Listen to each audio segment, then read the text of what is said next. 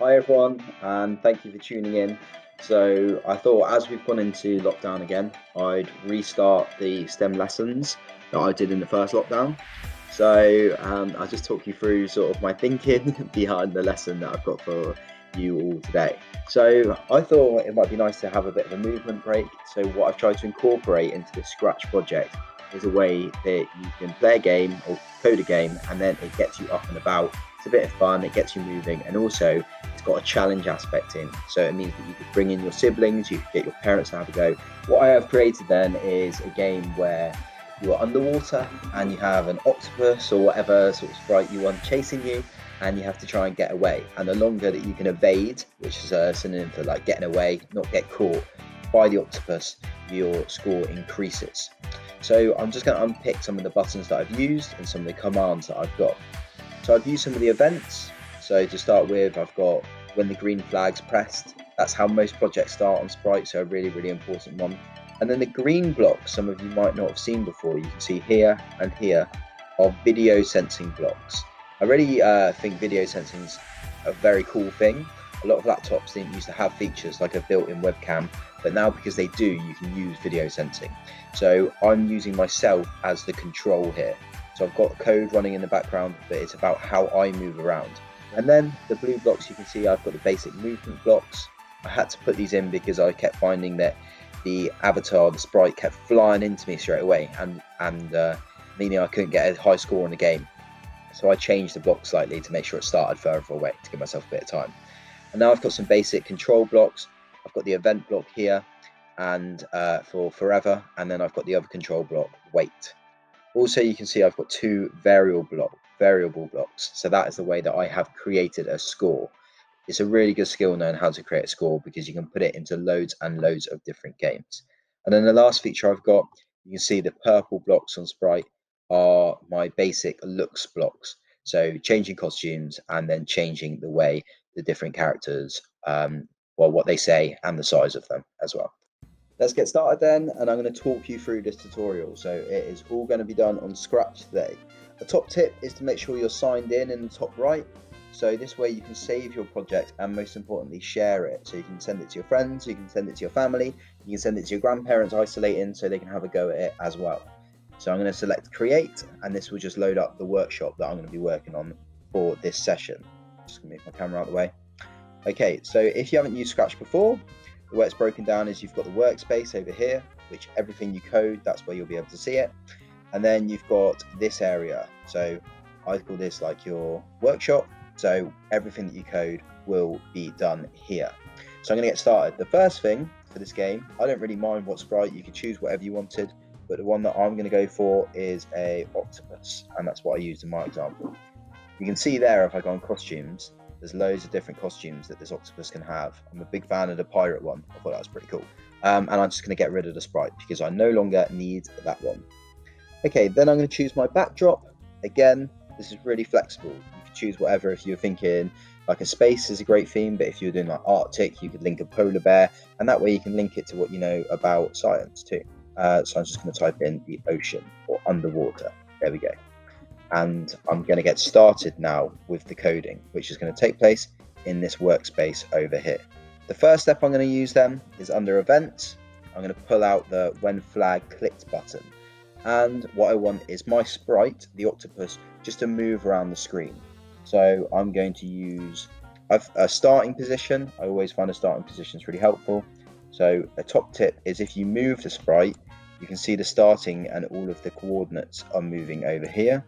I'm going to drag it to the top right corner, and I'm going to drag in that starting position. Now, wherever the sprite is, when I press the green flag, it will always start there. So it's sort of like resetting. So if you lose a game and then start again, it will reset, or you can continue from a checkpoint. So that's kind of the version that's happening in this. Now what I want to do is under control, I'm going to bring in a forever block, and then under motion, I'm just going to have glide 1 second to a random position. So let's have a look at what this looks like. The sprite's now moving all over the shop. So it's going to be really hard to evade this. If you wanted to make this a bit easier, you could change it to 2 seconds. So it moves slower. And then something that I actually quite liked is, in my example, and what I did to sort of help myself out, is I set the size to 70%. And you'll see the sprite gets a bit smaller now, and therefore if the sprite's smaller, it's easier to get out of the way of. The next step then is I'm going to bring in some of the video sensing blocks. So under the plus button at the bottom, I've got all of these options, but I can bring in some extra additions, and I'm going to choose video sensing. So now I've got video sensing, it's added to my toolbar over here, and you can see that I've loaded up as a picture in the background. So I've got some video sensing options. So the first one is I'm going to add this to my first line of code, and I'm going to set video transparency to 50. So this means that you can see that I'm in the background, and if I adjust this, so I change it to 10, I'll come through a little bit more, and if I did it the other way, then it would just get rid of myself a little bit more. But 50 is a good place to start with, I think. So now I have it that the sprite moves around all over the screen, but I want to make sure that I'm evading this sprite, and that's how the game's going to start being created. So I'm going to drag in when the video motion is more than or greater than 10. So this means when the sprite hits me, something is going to happen. So that's your input, and now that's processing and it's creating an output. So every computer, if you're playing Xbox and you press A on a game like FIFA, that's your input, the computer runs with that, and then the output is the player passes the ball. So that's the process that computers work in. When the sprite hits me, I'm going to get it to say,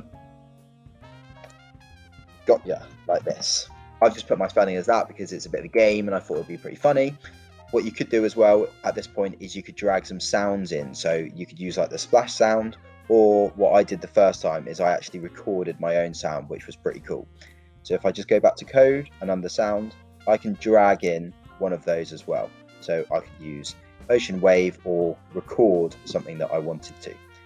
And the last thing I'm going to do, I'm going to make sure that if that sprite hits me, then the game is over. So that's the end of it.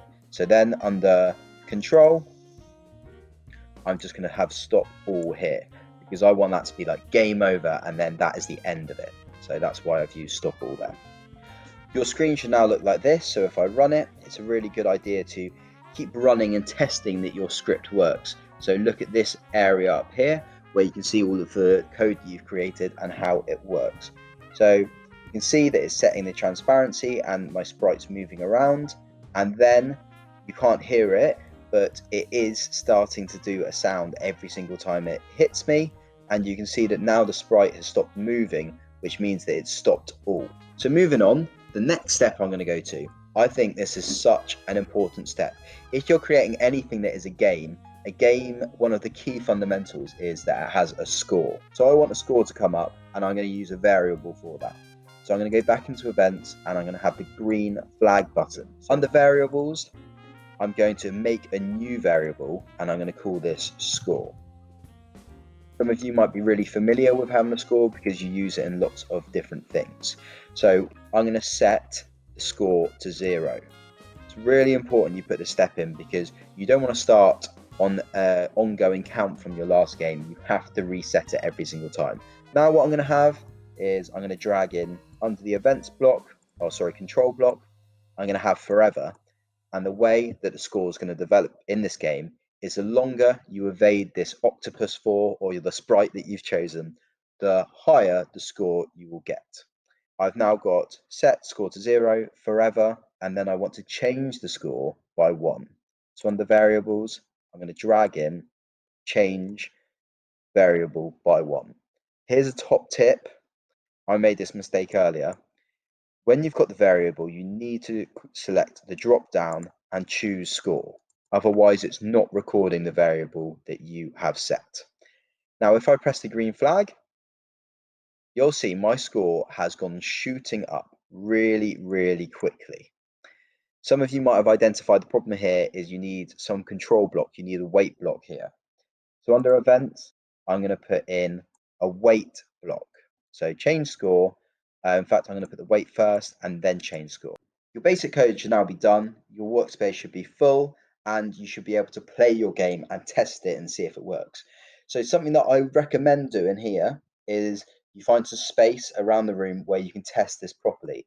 You can see that I'm sat down at a desk But what I did earlier, which I really enjoyed, is I turned the laptop round and put it on a table where there was a space behind me, like a living room, and then I could actually stand up and I could move around. And that's what I mean when you're getting your exercise in when you're doing it. Before we move any further, though, and we have a go, I want to talk to you about 3 different ways that you can improve this game and you can make it more or less challenging. So, the first way that you can adjust the difficulty on this game is you can change the way the scoring works. So, you can see under the score here where I've put my variables in, I've got the wait block.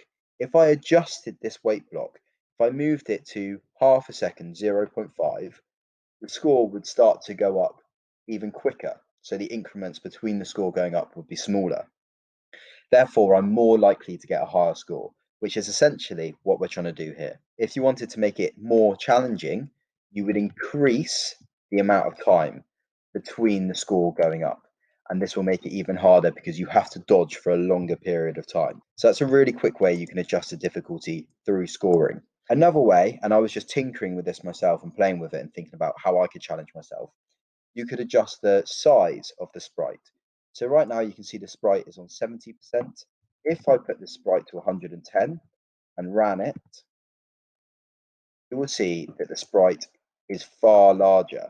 And I'm sure you'll be aware of this from doing PE and playing sports like dodgeball. It is harder to play and get out of the way of something which is larger. So that's a great thing to think about in this game. The next step is how long the sprite takes to glide. So this is how long the sprite takes to move from one position to another. If I increase the amount of time that the sprite takes, it's going to move slowly, and therefore I can get out of the way quite easily. Whereas if I move this to a really small number, oh, I actually just deleted it there. So what I'm going to do is I'm going to press Control Z and I'm going to undo that, and it pops back. I can change the amount of time. So I'm going to put it to, I don't know, you could be quite silly with this, but I'll put it to half a second. And you can see the sprites really, really fast, and that'll be really difficult. That might be a good thing to do with your siblings if you really want to challenge them. So there's 3 ways you can improve your code there and make your game more challenging. Before we end this tutorial, I'm just going to introduce one last thing that you can do, which I think is quite fun as well. So what I'm deciding to do is I'm going to make it so my sprite changes costume as it's moving around. I mentioned at the beginning that I really liked the pirate costume, so I'll just make sure that the octopus runs through all of those. So under events again, I'm going to use the when the green flag is selected, and then I'm going to use the forever block under control. And what I want to happen, much like the score, is I'm going to change to the next costume and then wait over and over again. So if I go into looks, I'm going to do next costume. And then lastly, after that, I'm just going to go into control and use a wait 1 second block.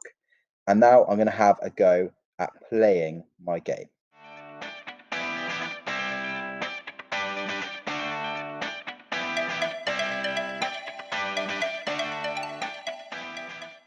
So there you have it, a really basic way of using the video sensing controls on Scratch to create an evasion game, which is a great way to get you up and about during lockdown and give you a break from being sat at a desk and being on a computer, because I know a lot of us are doing that at the moment. So I hope you enjoy it, and I hope to see you next time, because I'm going to start uploading videos every single week. Thank you.